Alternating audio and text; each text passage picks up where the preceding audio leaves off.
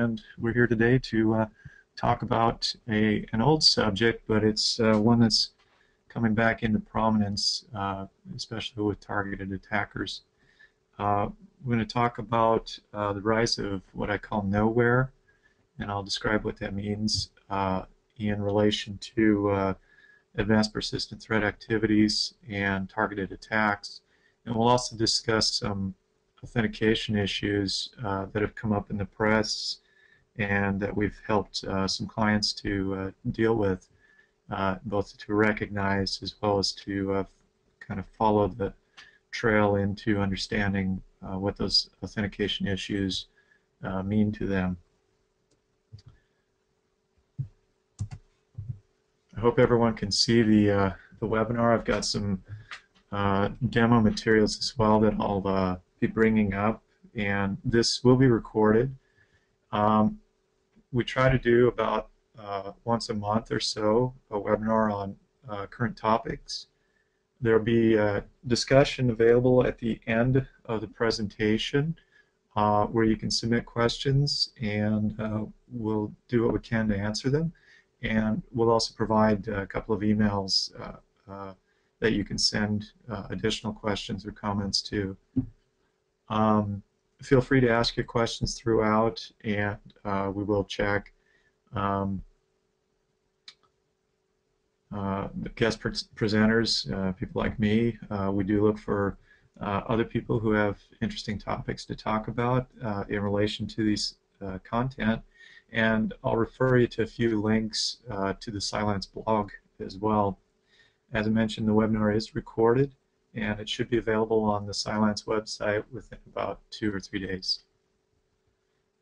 So just jumping into it, I'm going to give a quick overview of who Cylance is in case you're unaware. Cylance is a product company that has come up with a really unique and novel method of identifying malicious software. The platform that provides the intelligence is a cloud platform that uses a mathematical rendering method to distinguish between good files and bad files based on characteristics unique to each, and composite characteristics and traits of files that return with a confidence score the certainty of whether the file is good or bad. That platform is called Infinity. It's available as an API subscription, and it's also quantified with its model down to the endpoint in a couple of different ways.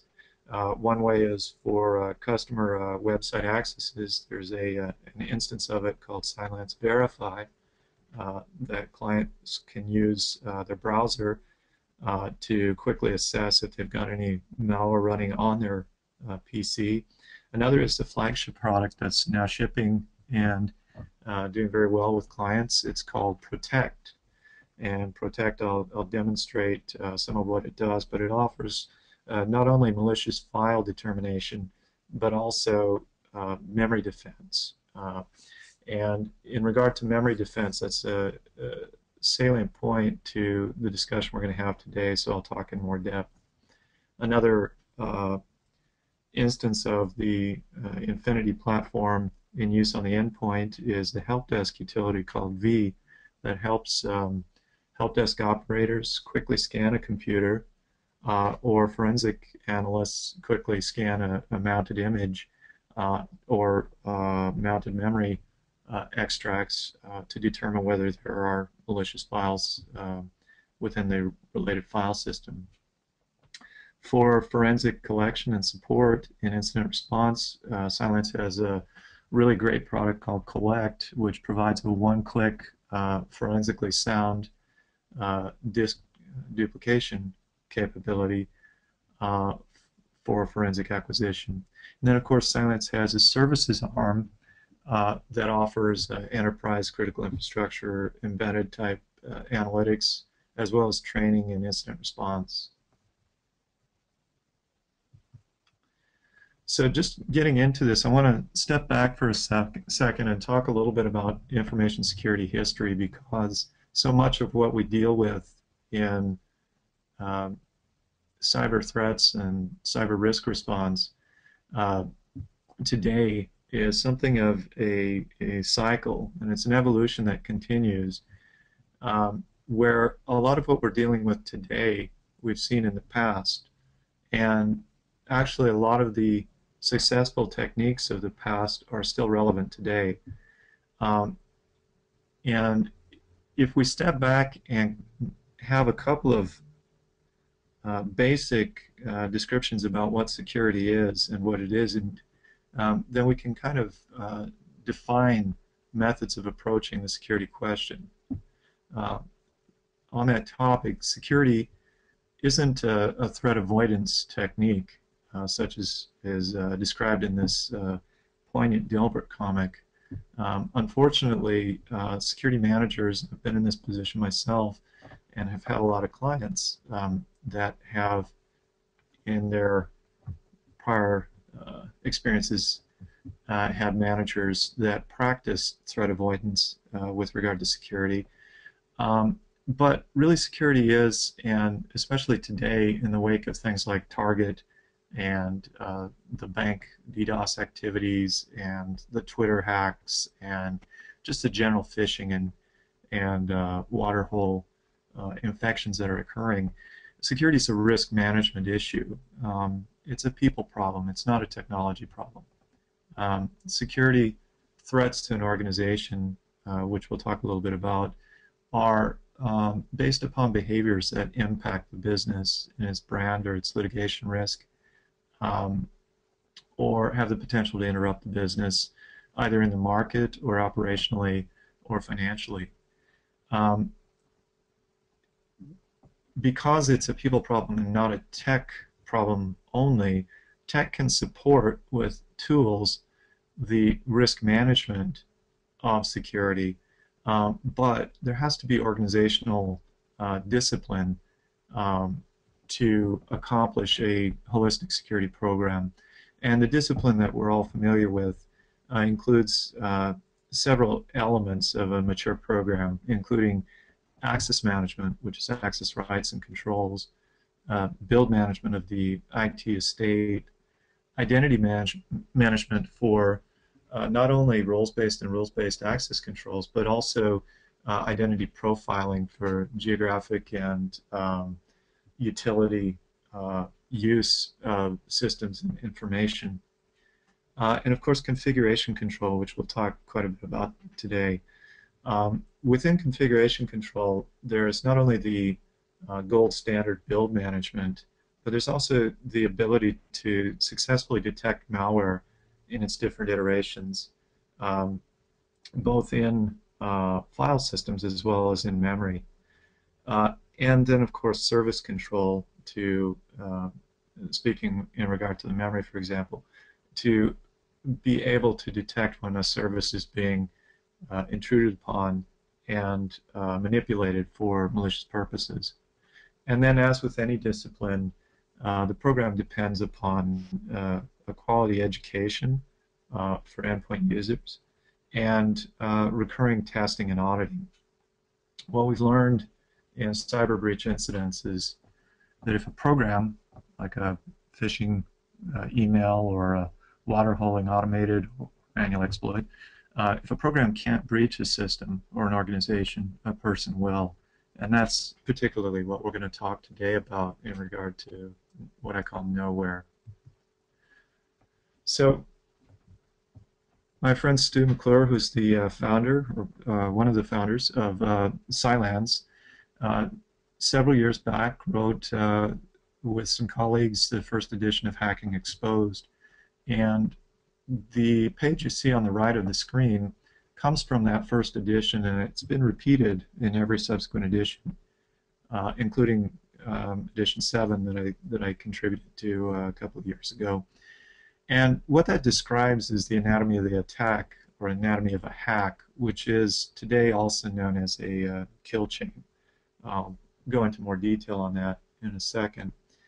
But fundamentally, when you boil it all down, what we've learned in the past probably 15 years about cyber incidents is there are really only 3 things that an attacker needs to successfully hack an organization, its IT estate or targeted systems. The first is tools to access the system that they have access to. The second is credentials to then use the system. And the third is enough time to do whatever it is they're after. Now, the tools may be illegitimate, like malware, or they may be legitimate tools, such as administrative utilities that the estate themselves use to manage the environment. And it's important to be able to understand how to identify both, including the anomalous use of the latter. Credentials can be stolen credentials. They could also be impersonated credentials through methods of mimicking or escalating accounts. And they could be created credentials. Then time fundamentally is, according to the stages of activity, there are really three phases to targeted attacks, the first being the initial compromise, which today is largely automated, except in targeted attacks. The second stage is reconnaissance and lateral compromise within an IT estate from an external source. And then the third phase is persistent management or administration and periodic data targeting and acquisition from the estate. Understanding that each of those phases has certain characteristics and related indicators or attributes of the compromise activities, time becomes an important element to understanding the breadth and depth of the attack and understanding the related exposure that the organization has. For example, we will commonly help customers deal with stage one initial compromise and provide them the comfort of understanding that there has been no subsequent stage two, and particularly no subsequent stage three data exfiltration. Or as often today in incidents, thanks to notification from the FBI and other industry resources, we're able to catch the use of malware, for example, after successful phishing exploits or waterfall exploits, where attackers are attempting to establish their reconnaissance points in a network but haven't yet been successful or completely accomplished their lateral movement to stage their administrative access points. And so we're able to help customers understand that although they've got systems that have been compromised due to insufficient build management or control or zero-day exploits, they have caught it in time to prevent the subsequent third stage activities of data targeting and exfiltration.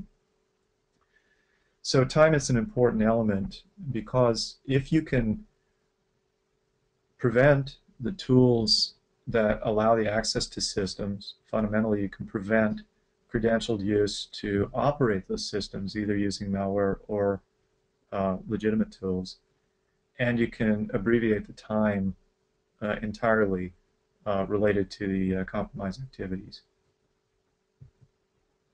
So talking about the kill chain, it's a pretty simple process to understand. First, attackers will exploit configuration management vulnerabilities. Now, those vulnerabilities for internet-facing systems are generally accessible through things like the Shodan search engine or every routable IP or just general scanning that will enumerate not only the service ports and internet addresses, but also in many cases the service banner that will describe in some cases even the version of the software that is providing that accessible service on the internet.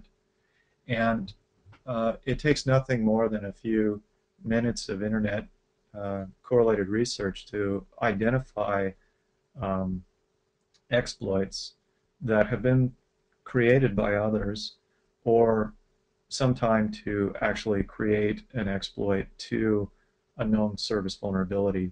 So attackers will exploit those vulnerabilities either through scanning and research or through the use of zero or single day type exploits on targeted attack profiles. Once they've exploited a vulnerability to gain a beachhead into an IT estate through a vulnerable system, they'll then leverage some tools. Those tools may be malware, such as phishing drops or waterhole drops, or they may be what we call No-Ware, such as a Heartbleed or an OAuth covert redirect, or just the return of an accessible shell or RDP session. And I'll talk a little bit about each of those today. Once they've got the ability to make use of tools at their discretion, then they'll make use of related credentials.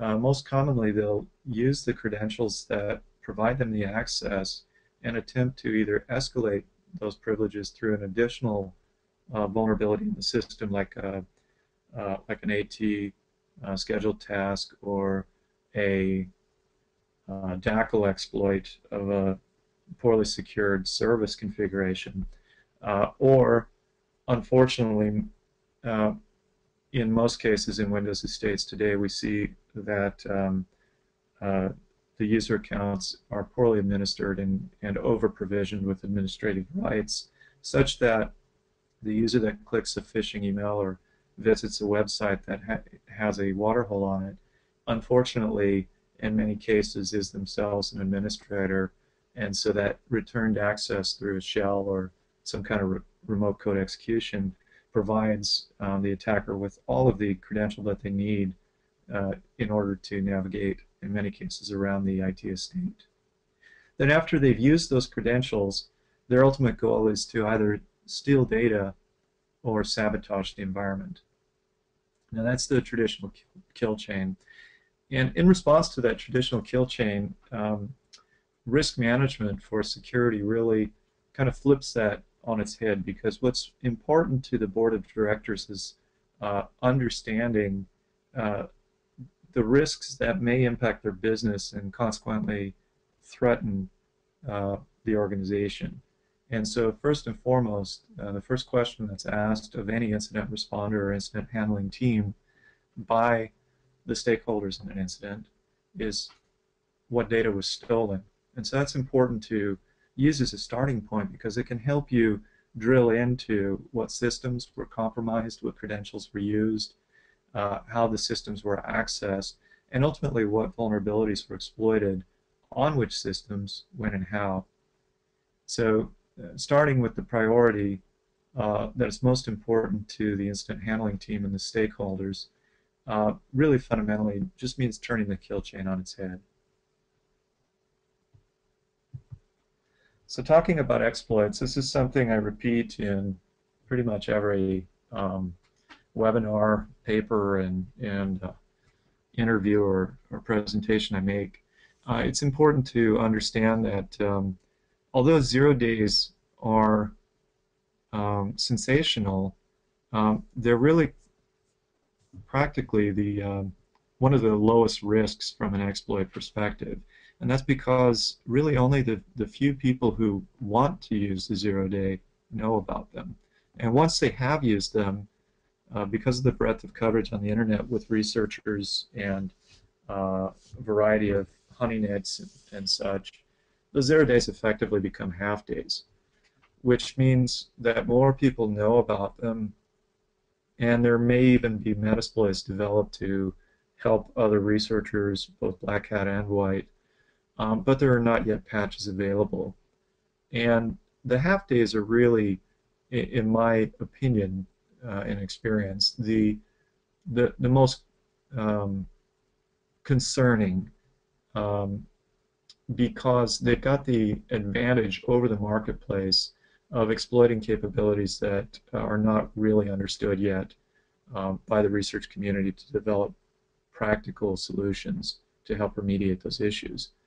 Then next to the half days, single days are those exploits that people know about. They're published, they're used by some known and other unknown threat actors for their varied activities, And there are patches available, but they may or may not be applied because in many cases they can't be applied. There are software that are inconsistent with the use of the patch that are unfortunately requisites of the operations that they're supporting. For example, in certain retail environments, there is software that's incompatible with later .NET capabilities of Windows operating systems, or later kernel builds in Linux or Mac. Similarly, in production systems for manufacturing or distribution or other types of logistics, there are software that can't be coincidentally operated with the patches that have inconsistent API interfaces or application programming interfaces. And then forever days.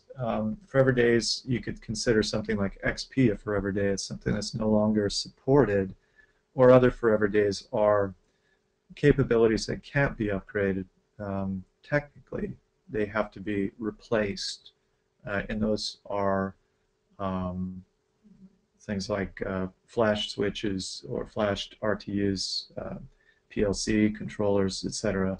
So there are vulnerabilities that will exist forever as long as the device itself is used or the software itself is important to an organization's operations.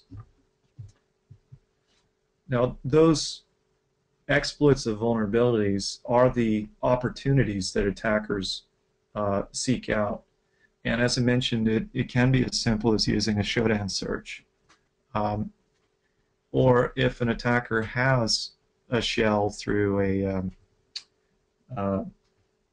reverse proxy or some other source, or you've got a third-party contractor that may be getting more than one paycheck, let's say, then it can be as simple as doing an estate enumeration of software to identify, for example, as in this image, the applications that have known vulnerabilities, and understanding the vulnerability into the organization is as simple as doing a compilation of how many different versions of those applications that are known to have vulnerabilities and are commonly targeted for exploit are there operating in the environment.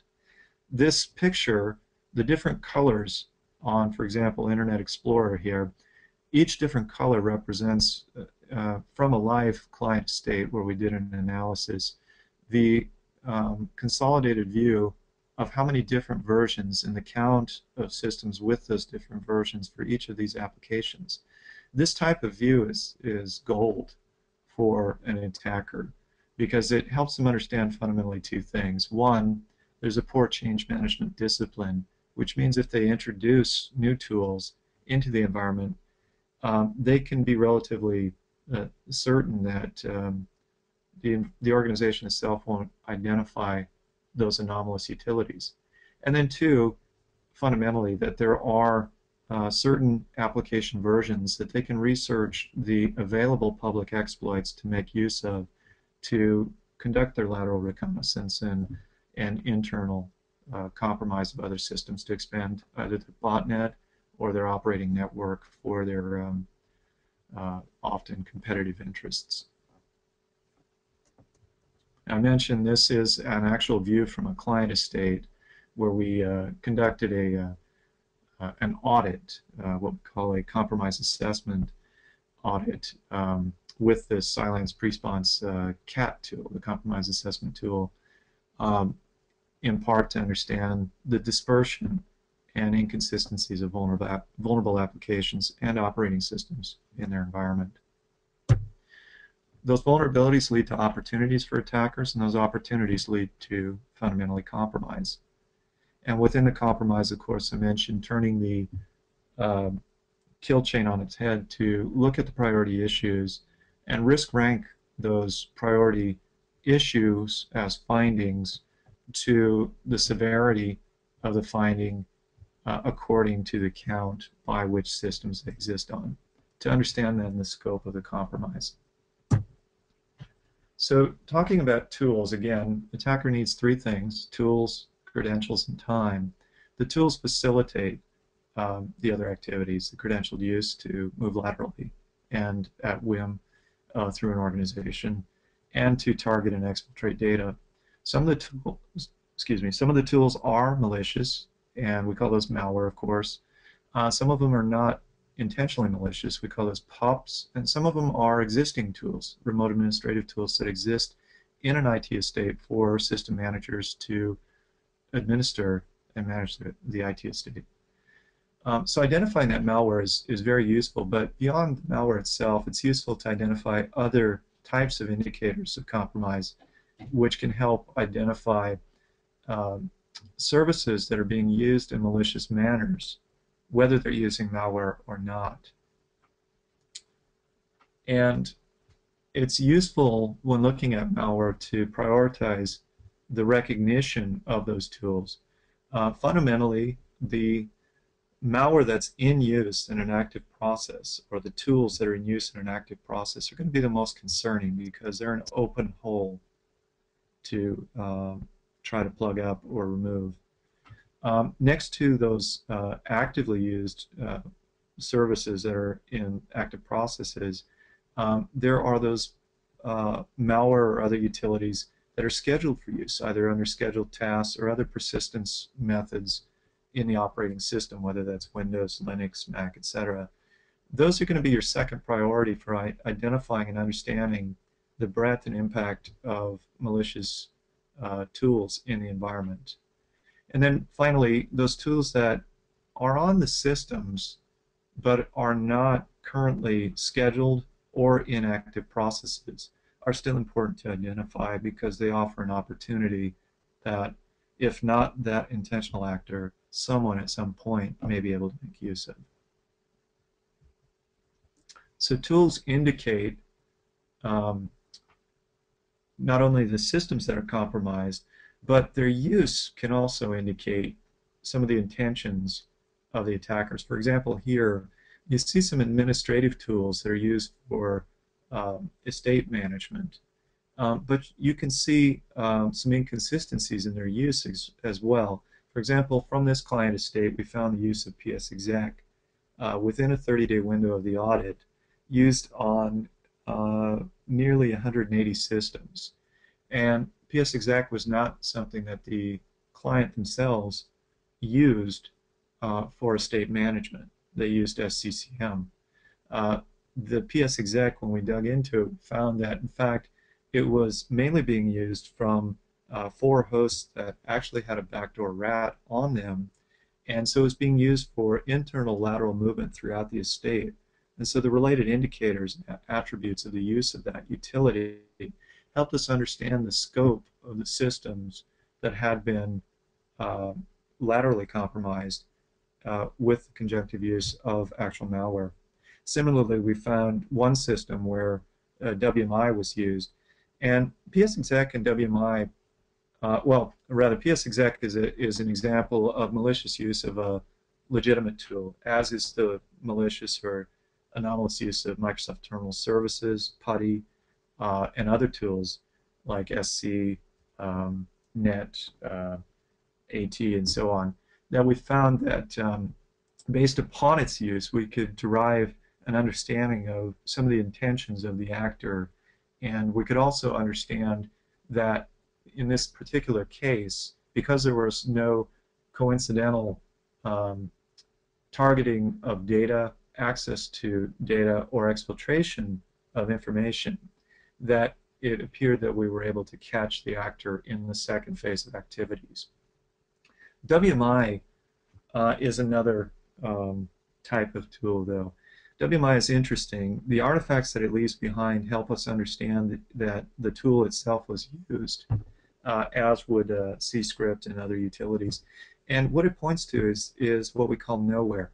Now, No-Ware as a concept is basically the use of existing tools and capabilities to script or execute commands at the discretion or need of the attackers. And I'll demonstrate a few methods, but WMI is a perfect example. It has remote interoperability through a variety of different methods, and the commands that are conveyed through the use of WMI with, let's say, an echoed shell or a script that's written to a volatile memory segment, those commands are lost in the ether. And so the use of WMI, other than the indicator that shows that it was used in conjunction with other indicators, the use of WMI is a risk in that unless you catch it in the act, you can't really understand what it was used for except by its consequential artifacts, as our friend Gary Gollum talks.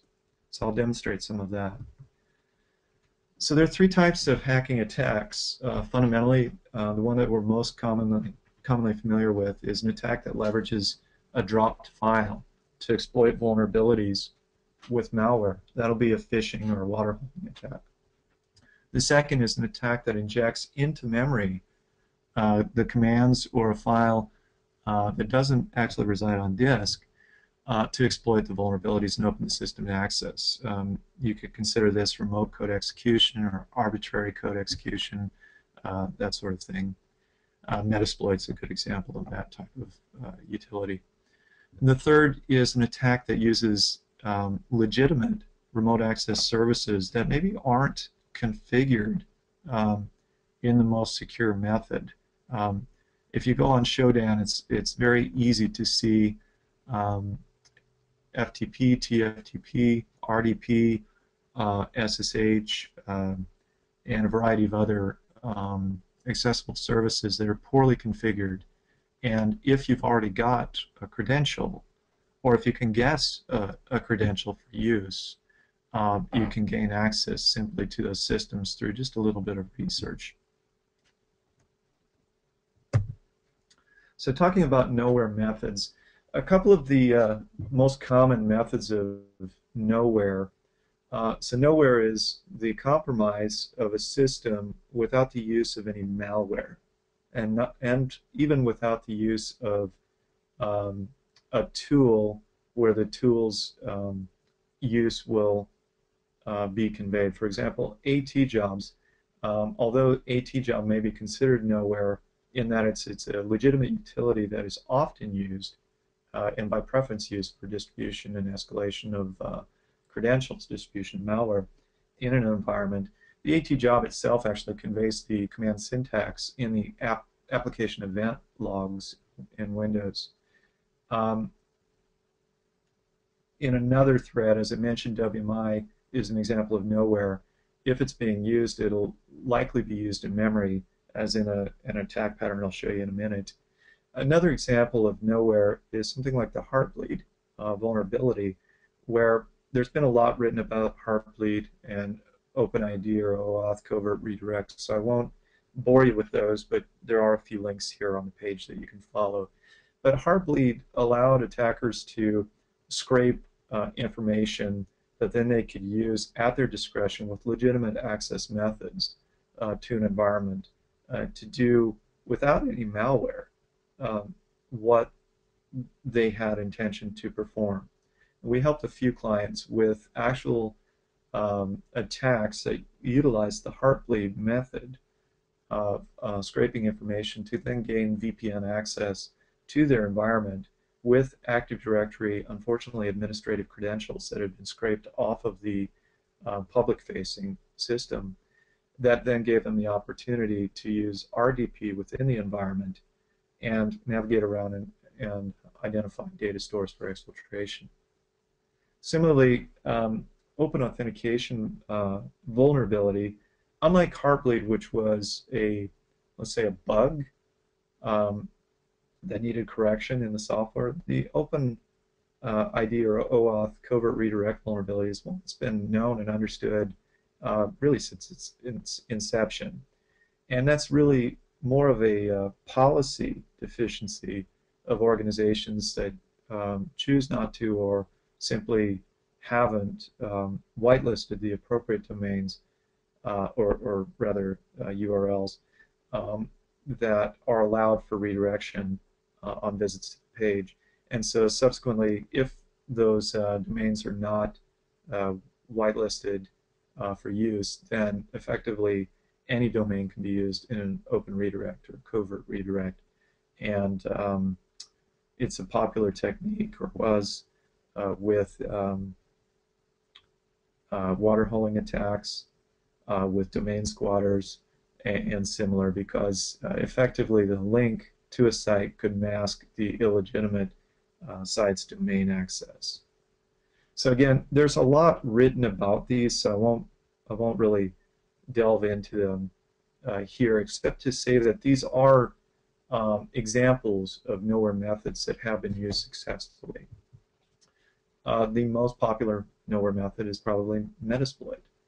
Metasploit, through a variety of public sources of information, including this ever-popular exploit database, makes available to, quote, researchers exploits that can either utilize the file that'll get dropped on a remote system by exploiting a vulnerability, or, as is much more common now, they'll exploit methods that require no malware. For example, water holes that will allow a connection that return a shell from the remote system. There's no malware itself required for this to be accomplished. A buffer overflow that allows the remote code execution to then harness an active process, maybe token steal or whatever, to harness a process and return a shell is sufficient without the use of additional malware. And forgive me, I'm going to jump through these somewhat quickly so that I can show you a couple of demonstrations. NoWare, I mentioned tools are necessary, privileges are necessary, or credentials as well. There are methods of stealing tokens or impersonating and escalating credentials off of exploited services, either through water holes, phishing, or other types of actual brute attacking of systems that can return credentials or allow privileged escalation or privileged use to provide the credentials that an attacker needs.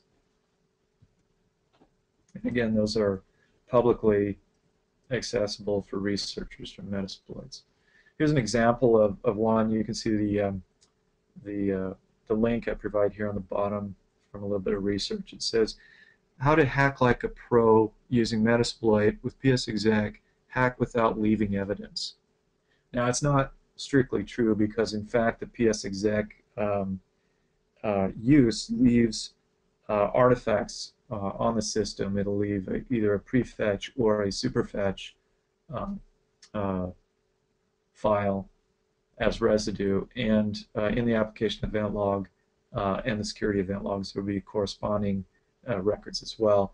But to the lay user, it effectively isn't leaving evidence, and unfortunately it also doesn't leave evidence of the particular details of the connection. So in this example, a known vulnerability is being exploited to return a reverse shell with Meterpreter using psexec, then stealing from the SQL Server process the token that, as you can see, has an administrator privilege in order to provide an administrative credential to the Meterpreter user so that they can remotely execute with administrative privileges whatever commands that they choose in the environment. An example of a NoWare remote administrative tool, or RAT. Thank you, Microsoft and Linux and Mac, for each providing utilities not only to manage with binaries, but also to script your own tools. And I wrote a little bit about this on a recent blog. You can see the link here. But there are Metasploits as well that will harness those remote configuration and management tools, and even the scripting engines, so that you can write your own tool to have remote administrative access and management of systems.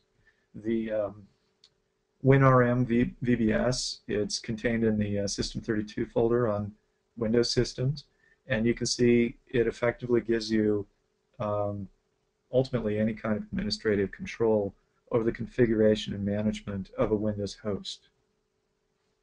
So if you want to establish a reverse proxy, if you want to reestablish a proxy route, DNS configuration for resolution, or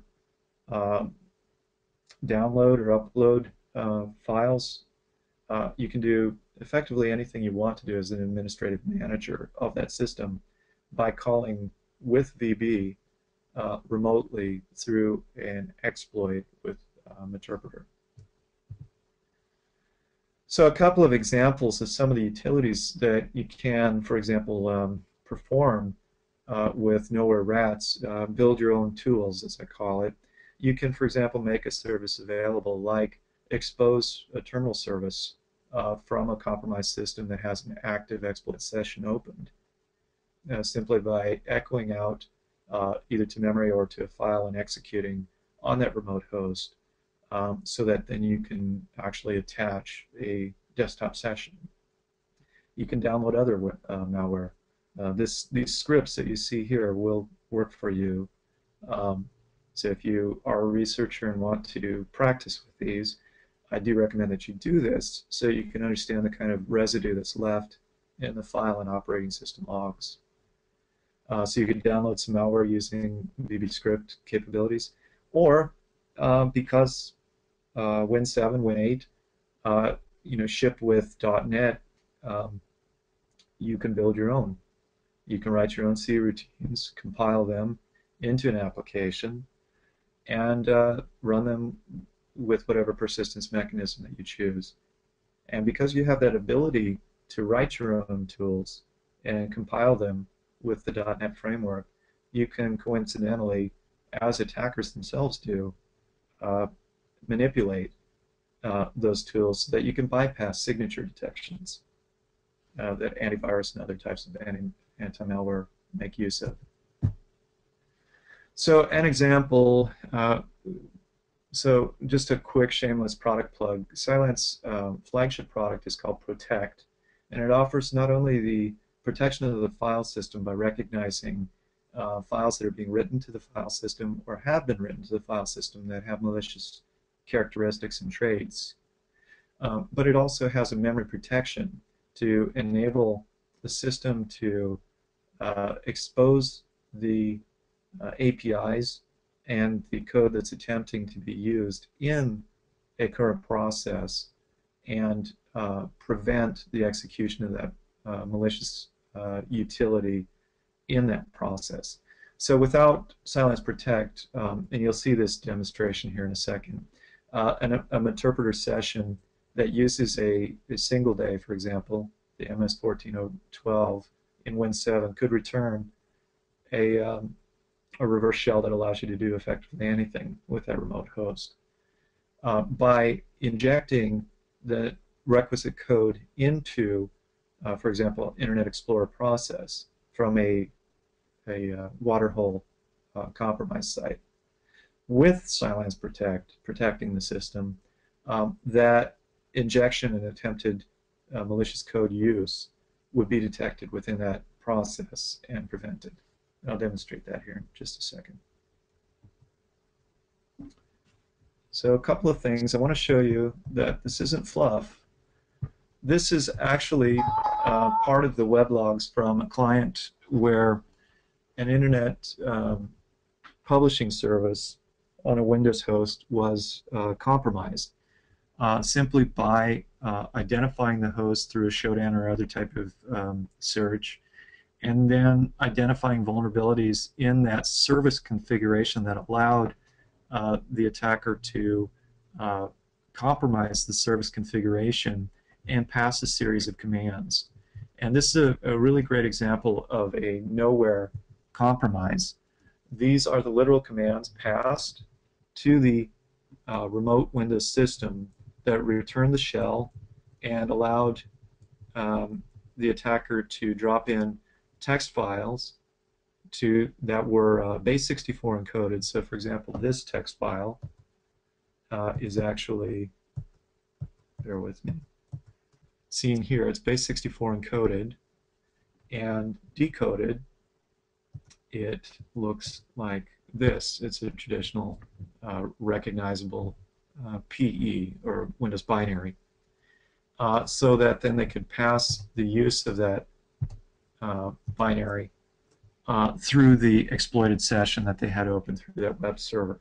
So they passed a couple of files, but here is the interesting part. Here they're echoing to a file on that remote system for a VB script. This is an example of No-Ware that I was talking about. And I know some people that are on this webinar are going to disagree with the contextual use of the concept of No-Ware. They're going to say, well, it's still writing a file. That's true, but it's not a binary file. It's not a DLL or an exe or something like that. It's a file that could be written in memory, could be written to a temporary location, as indeed it is here, and then subsequently deleted. But it's not a file that is recognizable to signature patterns. And so it easily bypasses today's common antivirus and anti-malware tools because it's not itself recognizable to known signatures. Then once it's run, it allows them to do other things. In this case, they rename it a few times.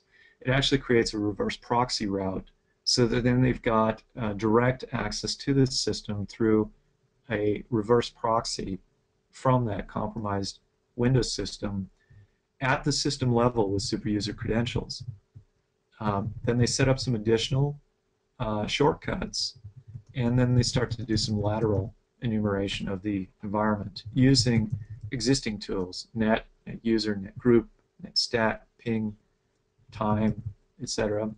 They schedule for persistence the use of this particular program, which, as I said, was unrecognizable to the antivirus and anti-malware that was used, and that creates a persistence mechanism in Windows that basically makes that system available to the catalog of that particular operator for subsequent use or subscription by others. And you can see that they do all this with what I call No-Ware by echoing to that remote session, that remote shell, the commands and syntax to both create a temporary file as well as to download additional malware. In this case, it was a pup, a Windows sysinternals utility that gave them additional capabilities.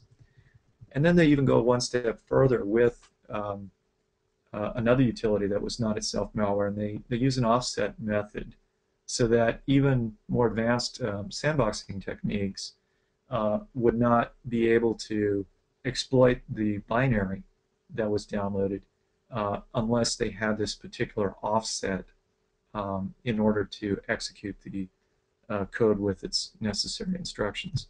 So I'd like to say that this is unique, but it's unfortunately not. We've seen this activity in well over 30 compromises in the past year, and it's all been from targeted attack groups that most of us who pay attention to the news are familiar with.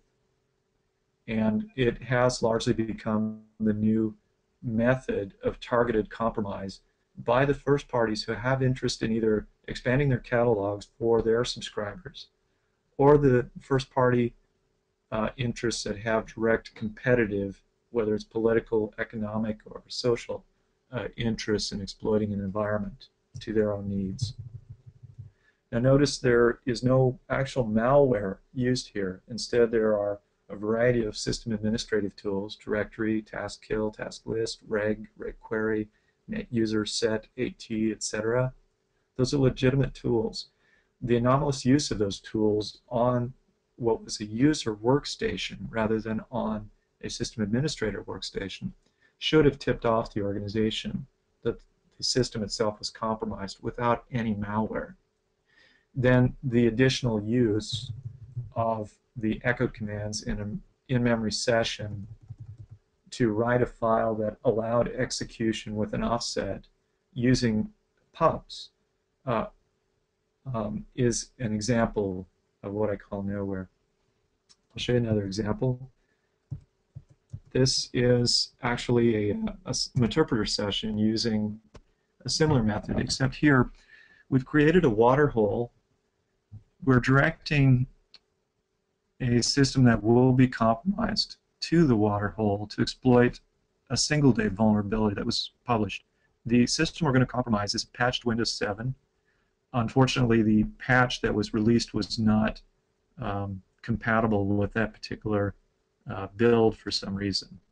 And I'm sure some of you experienced the same. It was a flash exploit, actually.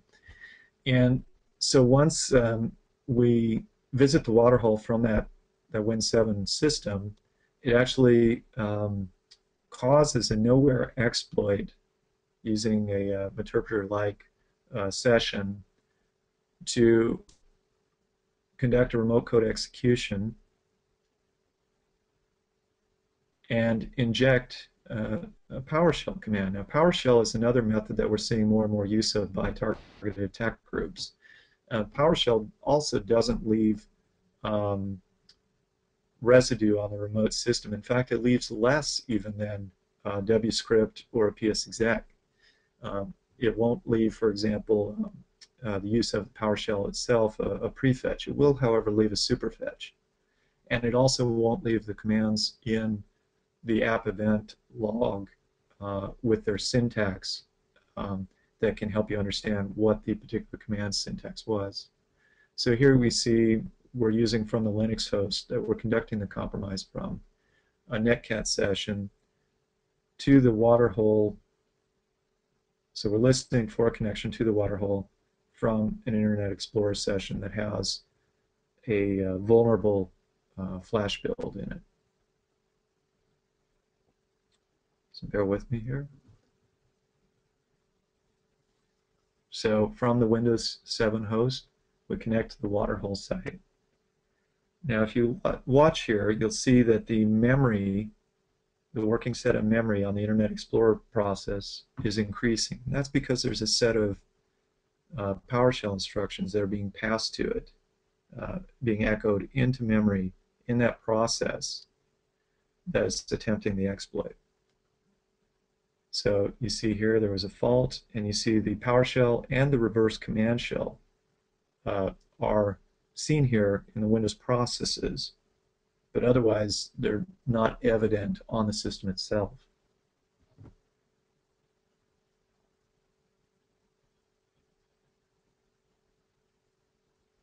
Bear with me here.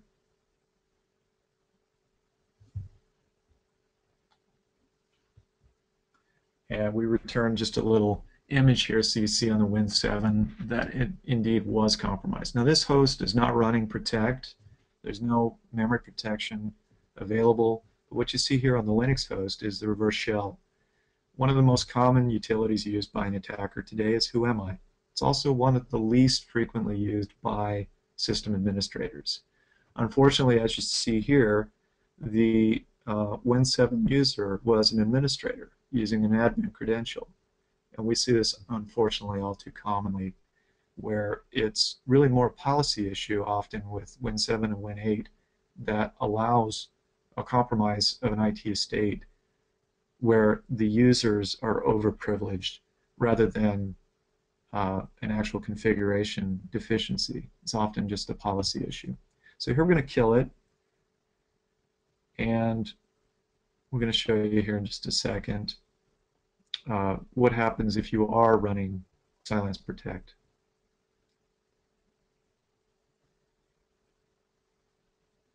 Oh, first I'll show you here the kind of residue that's left in the prefetch log.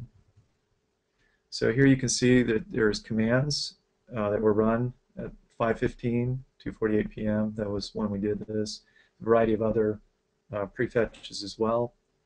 You can rip these prefetches to get more information about what concurrent modules were being run at that time, as well as additional date-time information. But for a scoping exercise, here you see the who am I and the WMI itself that pass the PS commands.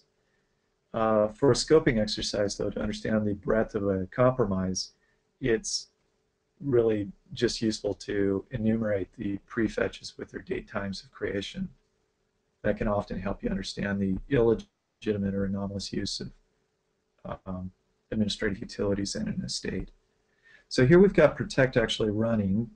We're going to do the same thing. We're going to visit that waterhole site. It's the same build system, same vulnerability, but here we've got Cylance Protect running.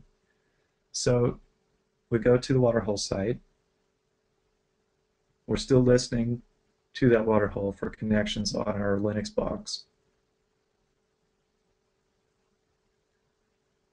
Now we're going to open up the Process Explorer. So you can see that again, the Internet Explorer is receiving echo commands in memory.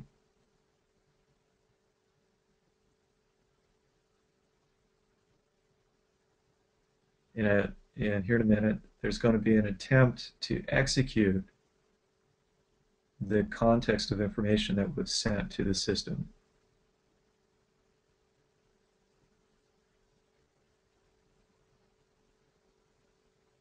Okay. So you see there's a fault. And of course, the Windows fault reporting is useful as well to understand when there are problems with systems, which systems may have been compromised. But here you actually see that the attempted use of that malware in memory was detected. Sorry, let me navigate back. By Protect.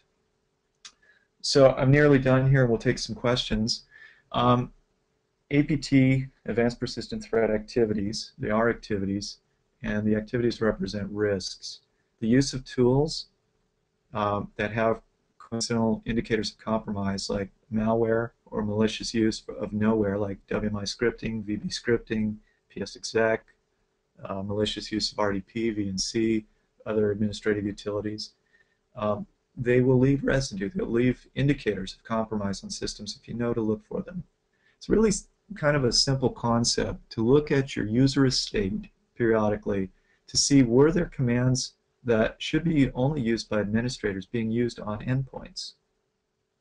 An example is how many endpoints in the estate that are not administrative workstations or help desk workstations have BMC files. BMC is the bitmap cache that's created by a Windows Terminal Service connection from a host to another host. You really shouldn't see users connecting to other users with terminal services in most cases. That's just an example. So the indicators of compromise to look for malware and malicious noware indicators or attributes. Illicit communications, of course, those are going to be your outbound non-web type connections to other countries and services, which there really shouldn't be that many of in an environment. Compromised computers themselves are indicators of compromise, so those computers that have Windows error reporting files that might relate to attempted exploits of vulnerabilities or actual malware discoveries. I don't know how many times I come into an incident response where the antivirus has been trying to tell the company for months that there has been malware of different generations on that host.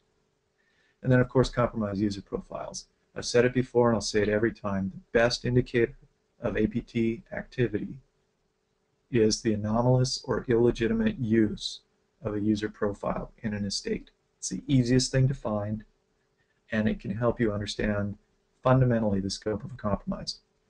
APT threats, as opposed to risks, are those behaviors. It's the abuse of those user profiles and their propagation. It's the change in the building configuration that allows the use of malware. It's the targeted theft of information, and it's the potential for sabotage by logic bombs or the utilities. So it's important to distinguish between risks and threats so that you can have an appropriate conversation with the stakeholders of an organization. Discipline security is a program effort, and the disciplines involved include effective detection mechanisms and procedures and organizational units, response methods and exercises and testing, deterrence, design by default for security, effective build and configuration management, and periodic assessments. Some security recommendations. I'm going to, again, throw out some shameless plugs here. Detect the malware and the nowhere use with Cylance Protect. Signature technologies like antivirus and sandboxing technologies often cannot detect, and in most cases today cannot detect malware and nowhere because of things like the indicators I showed in this presentation, which again, this is recorded so you can go back to it. So you've got to advance the ball. You've got to use a more intelligent method, a more intelligent technique, and Cylance Protect provides that. Assess the risks of the compromise according to their use or possible impact. It's that impact that will help you determine whether the compromise events are a threat to the business or are they just a risk. Have you caught them in stage 1 or stage 2? Those are risk activities. Or are you in stage 3 and you have the evidence to support that you're in stage 3? Stage 3 is the threat activities. It's behaviors that not only have control over your environment without your authorization, but are also targeting and exfiltrating information that may impact your brand, your legal position, or your operations.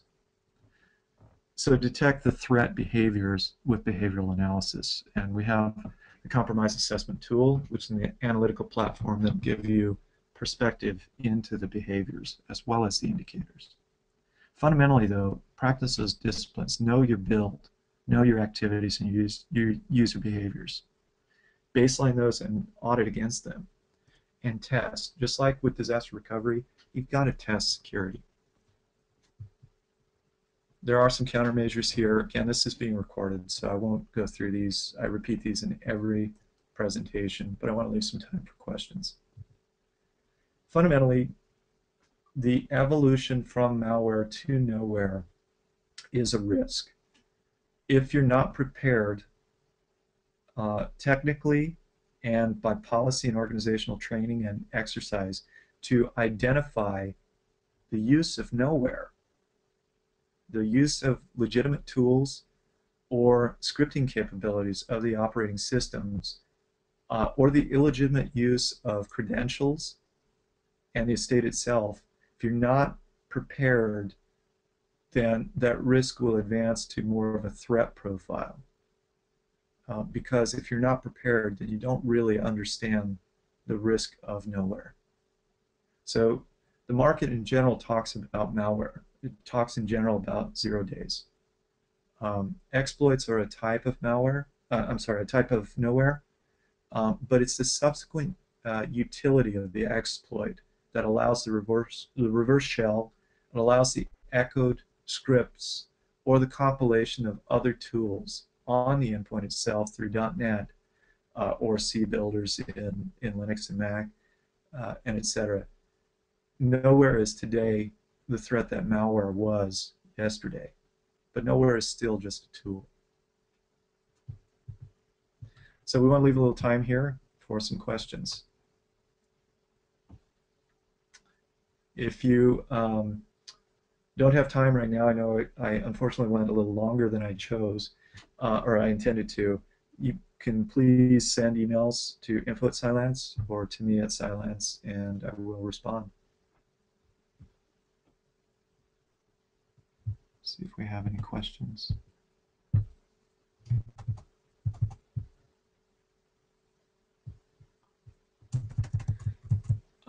Looks like we do have some questions. Question window is kind of small here. Ryan, can you help me out with these questions, please? One question from, looks like Nicholas says, wouldn't two-factor authentication prevent many of these issues? And what's holding back wide adoption of these preventative authentication tools?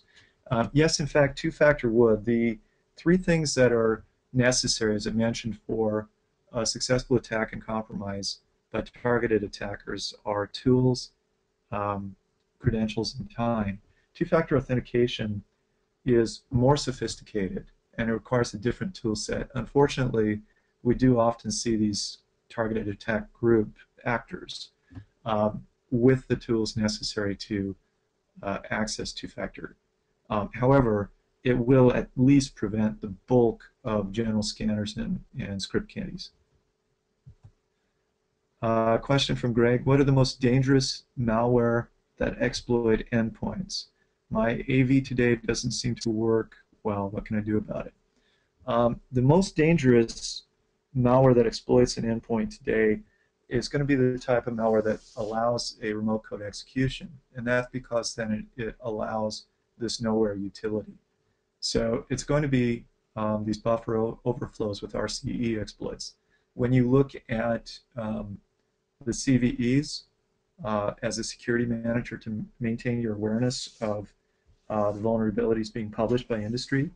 Really pay attention to those exploits that have remote code execution and arbitrary code execution.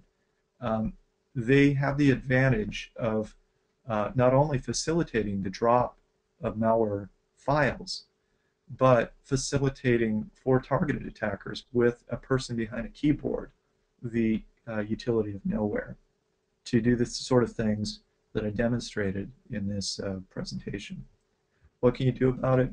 You've really got to have something like Cylance Protect, which I shouldn't say something like because it is really unique today.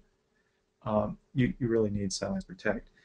Protect has not only the file determination of good and bad for the general malware, and especially dropper downloaders, but it also has that in-memory detection and protection for the system against the manipulation of active processes. Question from Lewis: Does Cylance have a client for the Mac and Linux, or just Windows desktops and servers? Today, it's only Windows desktops and servers. Question from, I can't see the name, I'm sorry. How difficult is it to prevent attackers once they gain credentials in the system? That's a good question. The tongue-in-cheek answer is, how long is a ball of string? It depends on its size. If an attacker has access to one system, they may have access to other systems. What's crucially important is understanding the TTPs that they use, the methods, the tools, and the correlated tactics from history of others through research. So if, for example, you see that they have apparently used an exploit, like let's say you find Windows error reporting, a high number of events on a system, but you don't find any malware, but you do find some anomalous administrative utilities history in the superfetch or prefetch folder. That's a more advanced attacker, and it's a human behind a keyboard, which is a higher risk and potential threat behavior than if you simply find a piece of malware that was dropped coincidentally from a phishing email or a visit to a waterholing website. So it really depends on profiling the activity and distinguishing between whether it's an automation technique or it's a human behind the keyboard. A human behind the keyboard is always going to be more threatening because it has behavior associated with the utility of tools than an automated scan and automated exploitation of a system environment.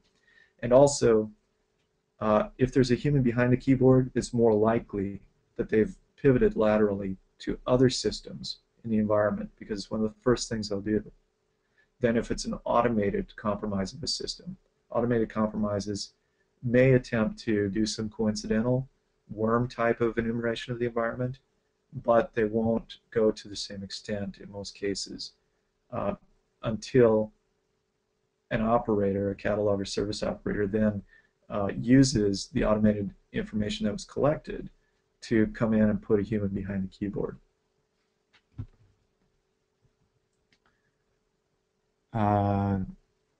Somebody asked, how did I get so smart? I have a very intelligent wife and children. I've been doing this about 18 years. But I guess I get smart by working with smart people and helping smart clients. So if you have any other questions, I'd encourage you to send emails to me or generally to Cylance. I definitely encourage you to get into some pilots or purchase the Protect outright. I'd really love for you to talk with Cylance Sales and Services also about doing a compromise assessment. There are two types of companies today. You'll hear it from all of us in the security industry. Those who know that they're compromised and those who don't. And it's important to understand which type of company you are.